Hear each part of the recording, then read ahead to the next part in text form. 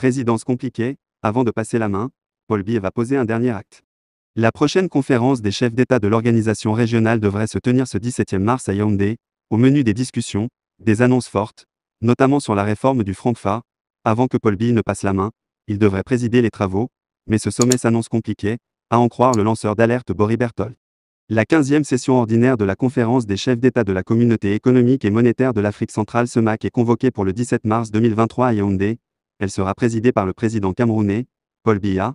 Paul Biya devrait passer la main, lui qui est arrivé en fin de mandat, ainsi que 6 membres du gouvernement de la CEMAC, en fonction depuis février 2017 pour un mandat de 5 ans, le président de la commission de surveillance du marché financier de l'Afrique centrale COSUMAF, en poste depuis décembre 2017. Mais, l'un des enjeux politiques du sommet est celui de savoir si les chefs d'État de la sous-région laisseront le président centrafricain, Faustin Archange Touadéra, russophile assumé prendre la tête de la sous-région, se questionne Boris Berthold. Ce sera une réunion en présentiel, contrairement au sommet extraordinaire organisé en visioconférence en août 2021.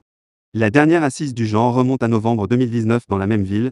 Selon l'ordre du jour, que Jeune Afrique a pu consulter, le Camerounais Paul Biya cédera la présidence de l'organisation à l'un de ses homologues de la sous-région si l'on s'en tient au principe de rotation par ordre alphabétique. Le fauteuil doit être attribué au Centrafricain Faustin Archange Touadéra, évoqué Jeune Afrique.